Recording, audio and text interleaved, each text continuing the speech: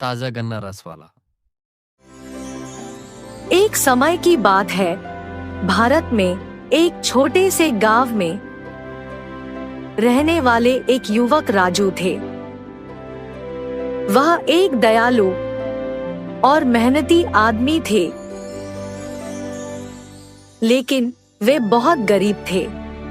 उनके परिवार को अपनी रोजी रोटी की समस्या थी और राजू अक्सर भूखे पेट सोते थे। एक दिन राजू गांव में जा रहा था जब उसने देखा कि एक समूह लोग एक आदमी के चारों ओर इकट्ठा हो गए थे जो गन्ने का रस बेच रहा था। राजू का मुंह पानी पानी हो गया। उन्होंने पहले कभी गन्ने का रस नहीं पिया था, लेकिन उन्हें पता था कि यह गर्मी के दिनों में एक आरामदायक खास मीठा रस होती है। राजू ने उस आदमी के पास जाकर पूछा कि रस की कीमत क्या है। आदमी ने उन्हें बताया कि एक गिलास के लिए 5 रुपए है। राजू के पास कोई पैसे नहीं थे, लेकिन उसने ठान लिया कि वह रस जरूर पिएगा। उन्होंने आदमी से पूछा कि क्या उन्हें कुछ काम के बदले में एक गिलास रस मिल सकता है। आदमी राजू के साथ सहमत हुआ।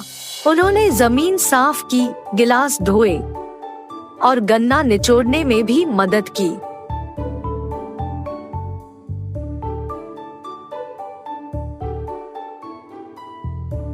जब आदमी काम पूरा कर लिया तो उसने राजू को एक गिलास रस दिया। राजू ने रस की एक चुम्बन लिया और खुशी में अपनी आंखें बंद की। यह स्वादिष्ट रस उसके द्वारा कभी भी नहीं चखा गया था।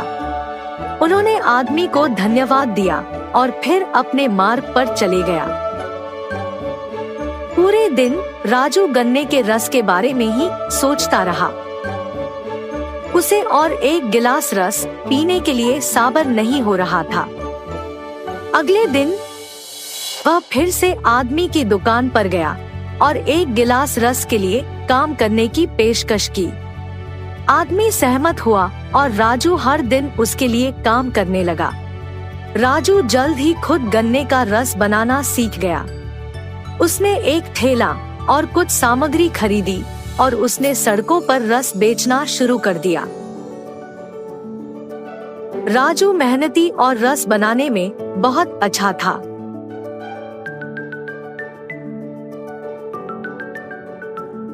उसका रस मीठा और ताजगी भरा होता था और लोगों को यह बहुत पसंद आता था। जल्द ही राजू का व्यापार बहुत सफल हो गया। उन्हें पर्याप्त धन कमाने में सफलता मिली जो उनके और उनके परिवार की सहायता करने के लिए पर्याप्त थी। उन्होंने दूसरे लोगों की मदद भी की। राजू ने अपने गांव में गरीब बच्चों की मदद के लिए एक फाउंडेशन शुरू की। उन्होंने अपने व्यापार से प्राप्त लाभ का उपयोग करके बच्चों को स्कूल जाने के लिए छात्रवृत्ति प्रदान की। उन्होंने एक कार्यक्रम भी शुरू किया जिसके तहत गरीब परिवारों को भोजन और कपड़े प्रदान किए जाते थे। राजू की फाउंडेशन एक महान सफलता थी। उन्होंने सैकड़ों बच्चों की शिक्षा में मदद की और उनकी जीवनों को सुधारा। राजू खुश थे कि उन्होंने अपनी सफलता को दूसरों की सहायता के लिए उपयोग किया।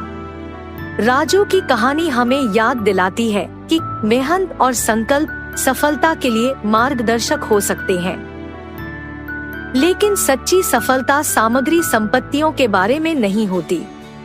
यह दूसरों की सहायता के लिए अपनी सफलता का उपयोग करने के बारे में होती है। एक बार की बात है, रामू नाम का एक लड़का रहता था। वह अपनी दादी के साथ रहता था। क्योंकि रामू के पास उसके माता पिता नहीं थे, इसलिए उसकी दादी ने उसे बहुत लाड प्यार दिया। रामू को अपनी दादी के साथ समय बिताना बहुत पसंद था। रामू हर दिन स्कूल जाता था, घर लौटता था और अपनी दादी की कहानियाँ सुनता था। जल्दी ही उसने अपनी 7वीं कक्षा पास की। आगे की पढ़ाई के लिए उनके गांव में कोई स्कूल नहीं था, इसलिए रामू घर पर वापस आ गया। और अपनी दादी की दैनिक कामों में मदद करने लगा। जब वह घर के कामों में मदद कर रहा था, तब उसने अपनी दादी की मदद से चाय बनाना सीखा। रामू बहुत कुशल था और वह जो चाय बनाता था वह स्वाद में बहुत लजीज थी। हर बार जब वह अपनी चाय का स्वाद लेती थी तो उसकी दादी उसकी तारीफ करती थी। रामू हमेशा मेहमानों और अपने दोस्तों को चाय परोसता था।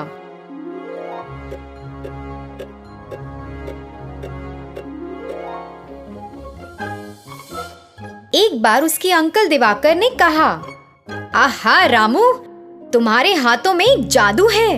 क्या चाय है, यह सच में बहुत स्वादिष्ट है। धन्यवाद अंकल, मुझे खुशी है कि आपको मेरी चाय पसंद आई। मेरी चाय का स्वाद चखने वाले सभी लोगों ने मेरी बहुत तारीफ की है। रामू, तुम बाजार में हमारे गांव के लोगों के लिए अपनी चाय क्यों नहीं बेचते? मुझे यकीन है कि तुम इससे कुछ पैसे कमा सकते हो। रामू ने उनका सुझाव लिया और गांव में बेचने के लिए चाय बनाई। सभी को चाय का स्वाद बहुत पसंद आने लगा और यह बात पूरे गांव में फैल गई।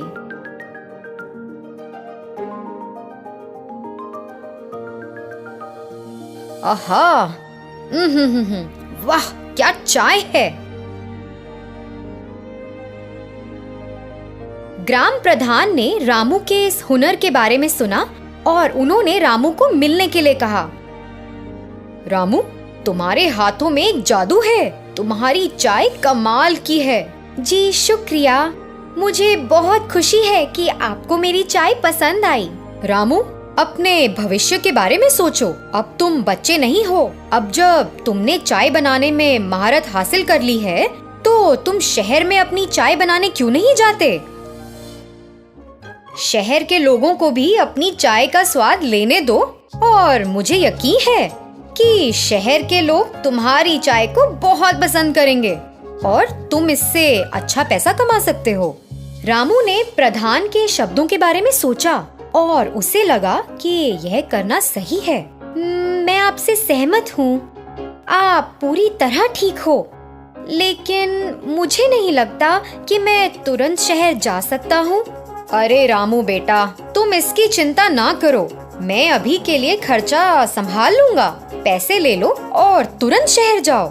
रामू गांव के मुखिया से सहमत हो गया। अपने पैसे लेकर शहर चला गया।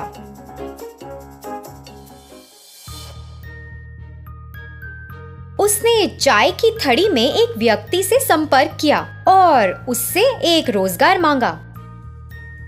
मालिक ने उसे अपनी दुकान में काम करने का मौका दिया। रामू तो बहुत खुश हुआ कि उसे एक चाय की दुकान में नौकरी मिल गई है।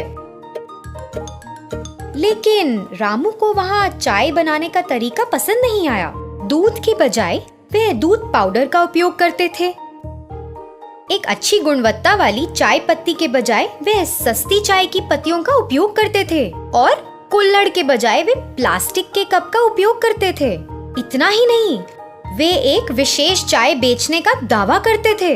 रामू इसे देखकर एक पल भी वहाँ नहीं रुकना चाहता था और अपने गांव वापस जाना चाहता था। उस घटना के बाद रामू चाय की दुकान के मालिक को देखने गया। सर, मैं यहाँ काम नहीं कर सकता। मैं ये नौकरी छोड़ना चाहता हूँ। क्या तुम्हें तो यहाँ एक भी दिन नहीं हुआ और तुम छोड़ना चाहते हो? कम से कम मुझे कारण तो बताओ कि तुम क्यों छोड़ना चाहते हो। मुझे यह चाय बनाने का तरीका पसंद नहीं है। चाय बनाने के लिए आप जिस दूध का इस्तेमाल करते हैं वह मिलावट है। अच्छा, फिर चाय कैसे बनाई जाती है? हमारे पास रोजाना 20 नियमित ग्राहक आते हैं। क्या वे हमारे चाय के स्वाद को पसंद किए बिना ही रोज आते हैं? अगर हम असली दूध के साथ गुणवत्ता वाली चाय बनाते हैं तो सिर्फ 20 नियमित ग्राहक क्यों? मुझे यकीन है कि हम पूरे शहर को अपनी चाय की दुकान पर रोज पा सकते हैं। मेरे गांव में मेरे द्वारा बनाई गई चाय का स्वाद सभी को पसंद है। ओह, सच में? क्या इतनी कमाल है? ठीक है, फिर आइए देखें आप चाय कैसे बनाते हैं। मालिक रामू को रसोई में ले गया। और रामू को यह दिखाने के लिए कहा कि वह चाय कैसे बनाता है। फिर रामू ने चाय बनाने की प्रक्रिया शुरू की। उसने शुद्ध दूध, अच्छी गुणवत्ता वाली चाय की पत्ती, शुद्ध चीनी और प्लास्टिक के कप की बजाय मिट्टी के बने कुल्हड़ का इस्तेमाल किया, जिसने चाय को शानदार स्वाद दिया। चाय बनाने की पूरी प्रक्रिया देखने में शानदार थी। मालिक और अन्य लोग जो इस प्रक्रिया को देख रहे थे वे हैरान थे और रामू की चाय बनाने की प्रक्रिया को देखते रहे। उसने चाय तैयार की और वहाँ के लोगों को परोसा। अरे वाह रामू, मैं तुम्हें गलत समझता रहा। मुझे सही में स्वाद बहुत पसंद आया। वास्तव में प्रक्रिया बहुत बढ़िया है। अब से हम तुम्हारे नुस्खे के अनुसार चाय बनाएंगे। हम अब पुराने नुस्खे का उपयोग नहीं करेंगे। तब से मालिक ने चाय बनाने के लिए रामू के तरीके का इस्तेमाल किया। लोग चाय की दुकान पर रोज जाने लगे। चाय का स्वाद लेने के लिए अपनी बारी का इंतजार करते थे और दुकान में खड़े होने की भी जगह नहीं थी। पहले से भी अधिक मुनाफा किया। रामू को एक अच्छा नाम मिला। उसके कौशल को पहचाना गया और लोगों ने उसके हाथों में जादू और उसकी चाय के दिव्य स्वाद के लिए उसकी सराहना की। रामू को शहर में एक अच्छा नाम मिला और वह अपने गांव लौट आया। उसकी दादी को उस पर बहुत गर्व था और वे दोनों गांव के मुखिया को देखने गए और उनका आशीर्वाद लेने गए। रामू ने मुखिया से लिया पैसा वापस कर दिया। मुखिया को रामू पर बहुत गर्व था और उसकी कड़ी मेहनत के लिए उसकी सराहना की। रामू को ग्रामीणों के सामने सम्मानित किया गया और जमींदार ने उसकी सफलता की कहानी सभी ग्रामीणों को सुनाई। रामू ने गांव के कई युवा बेरोजगारों को प्रेरित किया। सभी ने रामू से प्रेरित होकर अपने लक्ष्य के प्रति मेहनत करना शुरू किया। किसी ने भी गांव में गरीबी या बेरोजगारी नहीं देखी।